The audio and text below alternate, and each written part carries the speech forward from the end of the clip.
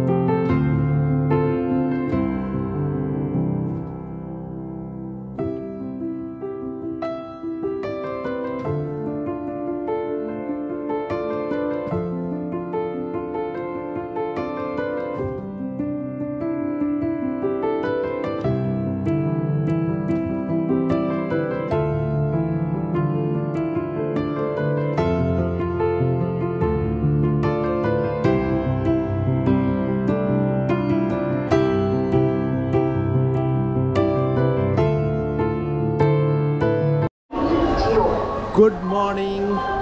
আর আমি বলেছিলাম তোমাদের সঙ্গে সকালে দেখা হবে, সকালে তো দেখা হচ্ছে, কিন্তু ব্যাপারটা হচ্ছে যে এই যে ট্রেনটি দেখতে পাচ্ছ, এই ট্রেনটি 5 ঘন্টা লেটে চলছে। মানে এখন আমি দাঁড়িয়ে আছি ভাইজ্যাগ বা বিশাখাপট্টনম স্টেশনে, এই যে, আর এখানে পৌঁছানোর কথা ছিল 5:30, ভোর 5:30টার সময়, আর এখন বাজে কটা, 5:30 কি 5:20 এরকম সময় পৌঁছানোর কথা ছিল, আর এখন বাজে ঘড়িতে 10:30। মানে হাওড়া থেকে তো ছেড়েছিল একদম 4 ঘন্টা লেটে, প্রায় 4 ঘন্টা লেটে, আর তারপর এখানে এসে অলরেডি 5 ঘন্টা লেট। হ্যাঁ, জানি না মাইসোরে গিয়ে কখন পৌঁছবে। তো চলো দেখি কখন পৌঁছবে মাইসোরে গিয়ে।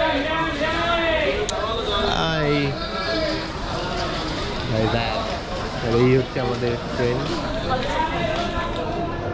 যিনি 5 ঘন্টা লেটে চলছে। চলো, ঠিক আছে, চলো দেখা হচ্ছে আবার। দেখি আবার কোথায় তোমাদের সঙ্গে কথা বলবো। চলো,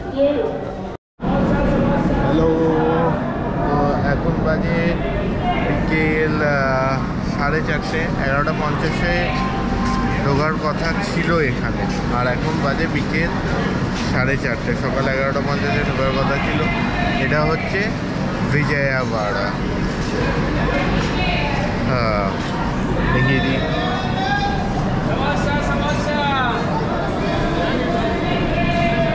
কত লেট করবেন, মানে এই আমাদের ট্রেনের কথা বলছি। বিজয়ওয়াড়াতে কিছু স্মৃতি আমার জড়িয়ে আছে, সেগুলো পরে তোমাদের সঙ্গে শেয়ার করব। তাই বিজয়ওয়াড়ায় আসলে মনটা একটু খারাপ হয়। স্মৃতি জড়িয়ে আছে বলতে পড়াশুনো রিলেটেড কিছু স্মৃতি, যেটা 2013 সালে ঘটেছিল। তারপর 2019 সালে আমি এসেছিলাম, তখনও ব্লগ শুরু করিনি। আর আবার এই 2024। ঠিক আছে, চলো এবার একদম দেখা হচ্ছে গিয়ে মাইসোর স্টেশনে বা মাইসুরু স্টেশনে। চলো, টাটা। গুড মর্নিং, অবশেষে পৌঁছে গেছি মাইসুরু জাংশন স্টেশনে। একদম 5 ঘন্টা লেটে পৌঁছেছি। কখন পৌঁছানোর কথা ছিল আর কখন পৌঁছেছি, যাই হোক এটা বড় কথা না, পৌঁছেছি এটাই হচ্ছে সব থেকে বড় কথা। দ্য সিটি অফ প্যালেসেস, প্রাসাদের শহরে পৌঁছে গেছি। দেখি এখন অটো করতে হবে, অটো করে তারপর হোটেলে যেতে হবে। তবে এই হোটেলটা একটু আলাদা। এই হোটেলটা আলাদা কেন? কারণ এখানে আমরা শুধু কয়েক ঘন্টা থাকবো, তারপর সেখান থেকে বেরিয়ে যাবো কুর্গে। ওকে, চলো আবার হোটেলে দেখা হচ্ছে। চলো, টাটা। সো মাইসো স্টেশন থেকে এখন চলে এসেছি হচ্ছে হোটেলে। এবার তোমাদের জানি রাখি, এইটা আমাদের রিফ্রেশ হওয়ার জন্য একটা হোটেল আমরা নিয়েছি, এবং এটা আওয়ারলি বুকিং, অর্থাৎ এগুলো 3 ঘন্টা, 6 ঘন্টা এবং 9 ঘন্টার জন্য বুক করা যায়। আমার রুম নাম্বার 201। যাই হোক, হোটেলটা কিন্তু খুব ভালো। এখানে আমার চেক ইন টাইম ছিল সকাল 7টা, আর চেক আউট টাইম তো 6 ঘন্টা, মানে দুপুর 1টায় ছিল চেক আউট টাইম। কিন্তু ওই যে ট্রেন লেট করলো 5 ঘন্টা, সুতরাং এখন বাজে ঘড়িতে প্রায় 10টা, মানে আমাদের কাছে এখনও 3 ঘন্টা টাইম আছে। এই 3 ঘন্টা টাইমের মধ্যে ফ্রেশ হয়নি। এইবার আসি যে এই আওয়ারলি হোটেলগুলো তোমরা কি করে বুক করবে। তো ফার্স্টে তোমরা চলে যাও গো আইবিবোতে গিয়ে তোমরা আওয়ারলি হোটেল বলে সার্চ করো, আওয়ারলি হোটেলস। ঠিক আছে, সেখানে কিন্তু আর তোমাদের লোকেশন দিয়ে দাও, যে মানে কোন লোকেশন, কোথায় তোমরা থাকতে চাও সেই লোকেশনটা দিয়ে দাও।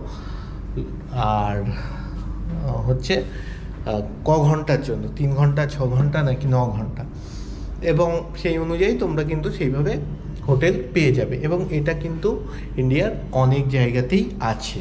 ঠিক আছে, এখন মাইসোরে আছে, মানে মাইসোরে আমি করেছি আর কি এই হোটেলটা, কিন্তু অনেক জায়গাতেই আছে। অ্যাকচুয়ালি আমি এই আওয়ারলি হোটেল সিস্টেমটা জানতাম না, কিন্তু পরে আমি ইন্টারনেট দেখে জেনেছি আওয়ারলি হোটেল সিস্টেমটা যেটা মাইসোরে আছে।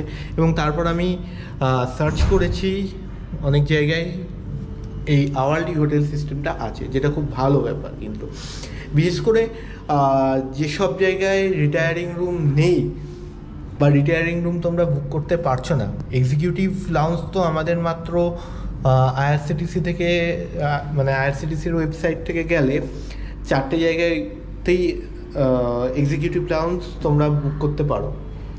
সেটা হচ্ছে 1 শিয়ালদা, 2 আহমেদাবাদ, 3 বারাণসী, আর 4 মনে হয় নিউ দিল্লি। এই 4টে জায়গাতেই তোমরা বুক করতে পারো। এছাড়া কিন্তু এক্সিকিউটিভ লাউঞ্জ আর আইআরসিটিসির ওয়েবসাইট থেকে বুক করা যাবে না, প্রাইভেট লাউঞ্জ হয়তো বুক করা গেলেও যেতে পারে। এবার ব্যাপার হচ্ছে, আমি যখন রিটায়ারিং রুম বুক করতে গেলাম, সেখানে কিন্তু নট অ্যাভেলেবেল দেখালো, অর্থাৎ মাইসোরে রিটায়ারিং রুম নট অ্যাভেলেবেল। তাহলে আমি কি করব? তাহলে এতক্ষণ ওয়েটিং রুমে বসে থাকাটা একটু অস্বস্তিকর। তো সেই জন্য আমি ওই আওয়ারলি হোটেল নিয়ে নিলাম, এবং এখান থেকে ওই 1টার সময় বেরিয়ে যাব, মানে 1টার সময় চেক আউট, বেরোচ্ছি একটু আগেই। এখান থেকে আমরা রওনা দেবো কুর্গের উদ্দেশ্যে, এবং পথে কিছু কিছু জিনিস দেখব আর তোমাদের সঙ্গে শেয়ার করব। তো আওয়ারলি হোটেলের ব্যাপারটা তোমরা একটু দেখো, খুব ভালো জিনিস এই জিনিসটা। এইটা বলার জন্যই এই ভিডিওটা আমি করছি। মানে আওয়ারলি হোটেলের মেন আমার ফোকাসটা হচ্ছে আওয়ারলি হোটেল সম্পর্কে বলা।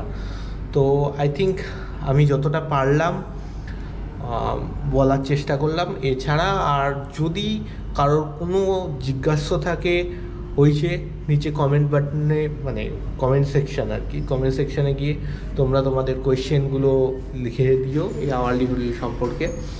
আমি দেখে চেষ্টা করব যতটা সম্ভব উত্তর দেওয়া। চলো আবার দেখা হচ্ছে গাড়িতে বা কুর্গে। আমি জানি না গাড়িতে আমি ভিডিও করতে পারবো কি না, কারণ খুব টায়ার্ড। তো গাড়িতে অথবা কুর্গে, চলো টাটা। তো যেরকম বলেছিলাম সকালে তোমাদের সঙ্গে দেখা হচ্ছে, মানে এরপরে তোমাদের সঙ্গে দেখা হচ্ছে একদম গাড়িতে। এই যে গাড়িতে উঠে পড়েছি, আর গাড়িতে উঠে এবার চলেছি কুর্গের উদ্দেশ্যে। তবে কুর্গের উদ্দেশ্যে যাওয়ার আগে মানে যাওয়ার সময় আমরা কিছু সাইট সিইং করবো। তার মধ্যে একটা মন্দির আছে গোল্ডেন টেম্পল ছাড়াও আর একটা টিবেটিয়ান মনেস্ট্রি আছে। তো ওই দুটো দেখবো। বাট ইরুপ্পু ফলস যেটা ছিল সেটা বর্ষার জন্য বন্ধ আছে। অ্যান্ড দুবারে এলিফ্যান্ট সাফারি, যেটা এলিফ্যান্ট ক্যাম্প যেটা আছে দুবারে এলিফ্যান্ট, ওটা এখনো শিওর না ওটা খোলা আছে কি বন্ধ আছে। তো ওটা দেখে নিই, যদি খোলা থাকে তো সেখানে তো ঢুকবোই, আর যদি খোলা না থাকে তো তাহলে তো আর কিছু করার নেই আমাদের। Let's see. আর একটা কথা, আমি বেশিরভাগ সময়ই ক্যামেরার পেছনে চলে যাব আর তোমাদের দেখাবো কিছু ভিউজ। যদিও মাইসোরের রাস্তাঘাট কিন্তু খুব পরিষ্কার। এই যে আমি সিট বেল্টটা লাগিয়ে লাগানো দরকার সেফটির জন্য।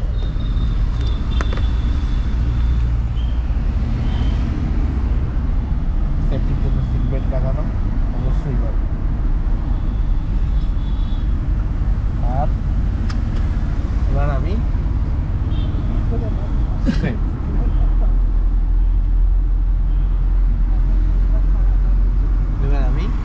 সেফ, সিট বেল্ট লাগানো কিন্তু দরকার। যাই হোক, যেটা বলছিলাম, আমি বেশিরভাগ সময় তোমাদের সঙ্গে কথা বলতে বলতে ক্যামেরার পিছনে চলে যাবো আর আশেপাশের ভিউজগুলো দেখাবো।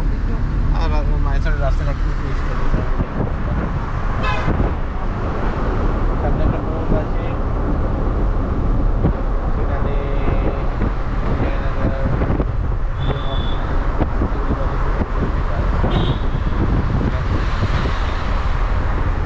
নেক্সট সামনে মনে হচ্ছে কি, এটা আমি বুঝতে পারছি না। দেখছি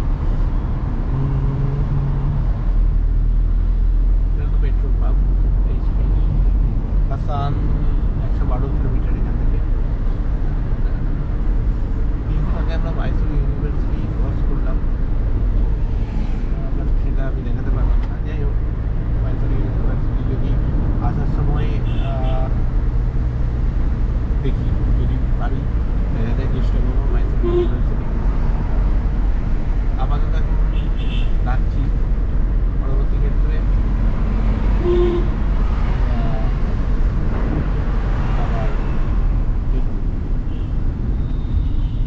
চলো। তো কুর্গের রাস্তায় না, সরি কুর্গের রাস্তায় না, কুর্গ যাওয়ার পথের রাস্তায়, মাইসোর থেকে কুর্গ যাওয়ার পথের রাস্তায় আমি হাঁটছি এখন কি কেনার জন্য। এত খিদে পেয়েছে কিছু শুকনো খাবার কেনার জন্য, মানে ওই কেক বিস্কিটস এসব কেনার জন্য। সামনে দোকান আছে, আর এই যে আমি তো পিছনে চলে যাই। এই হচ্ছে সেই রাস্তা কুর্গের। কুর্গের বলছি কেন, কুর্গ যাওয়ার পথের রাস্তা। আমি বারবার কুর্গের রাস্তা বলছি, ঠিক আছে। আর ওই যে উনি ওখানে কাজুল করছেন।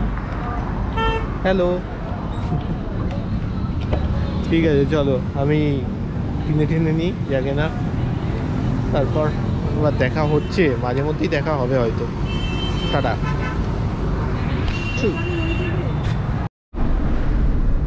তো কিনলাম হচ্ছে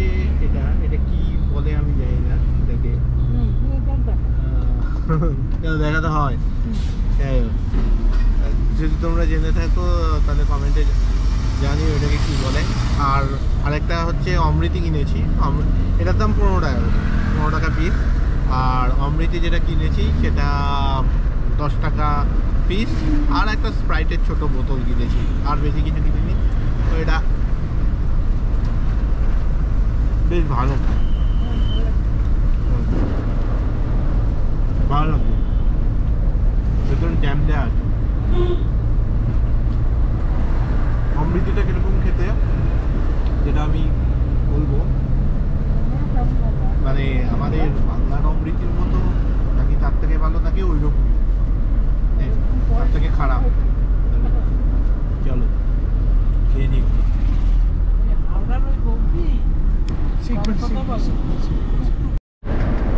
যাওয়ার পথের রাস্তাটা কিন্তু অসাধারণ, ভীষণ সুন্দর।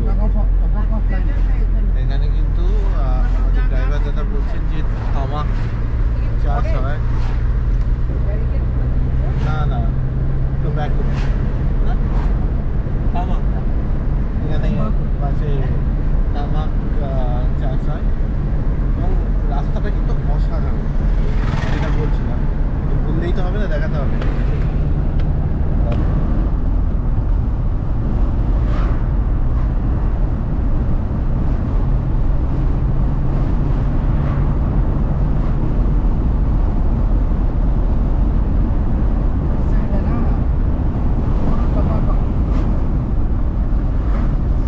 এবং এই যে এই সাইডটা তোমরা দেখতে পাচ্ছ, এই যে এই সাইডটা পুরো তামাক চাষ হয় এখানটায়, ঠিক আছে। ভীষণ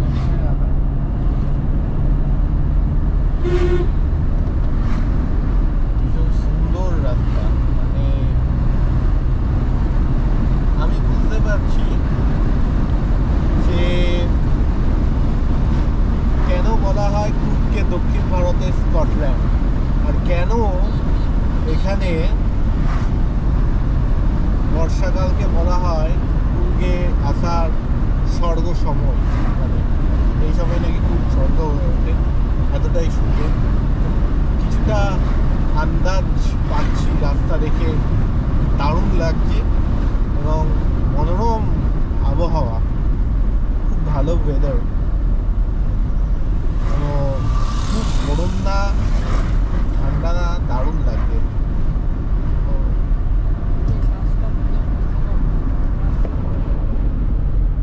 এইভাবে চলছি আমরা। চলো আবার পরে দেখা হচ্ছে। এইরকম আরো ভালো রাস্তা যদি পাই আবার তো নিশ্চয়ই দেখাবো। চলো টাটা।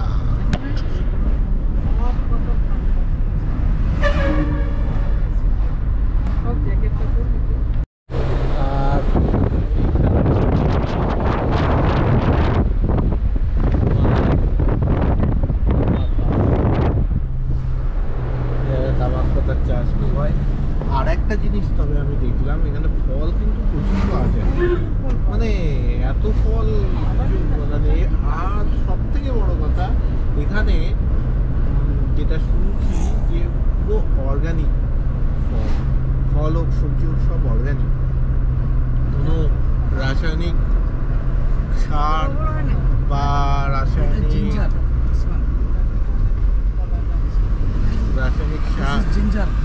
সার ব্যবহার করা হয় না। এটা আদা, এই যে আদা গাছ পরিমাণে, আর তার পাশেই হচ্ছে তামাক।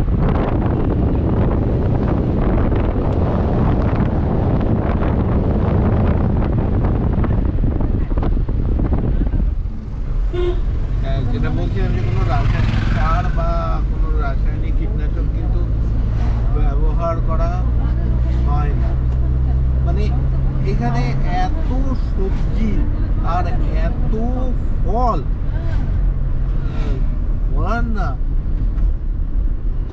আমি এই প্রতি 100 মিটারে দেখছি দুটো তিনটে করে ফলের দোকান। এই যে তামাক গাছ, তোমরা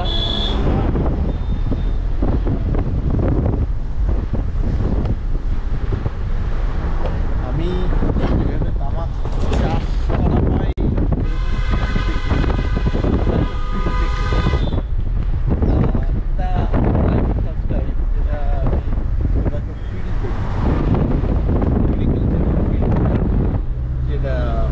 আমার লাইফে এবার দেখছি গাঁদা ফুলেরও চাষ হয়েছে, সুন্দর বেশ আবহাওয়া, সুন্দর ওয়েদার। চলো টাটা। এইবার এই অমৃতিটা খেতে হবে, যেটা বাংলা অমৃতি আর কর্ণাটকের অমৃতি।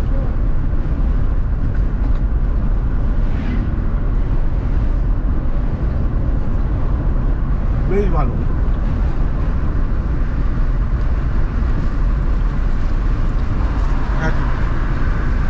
বাংলার অমৃতি কর্ণাটকের অমৃতি খুব একটা পার্থক্য আমি তো বুঝতে পারছি না, কিন্তু মনে হচ্ছে তোমরা জানো যেহেতু আমি মিষ্টি ভালোবাসি খেতে, তো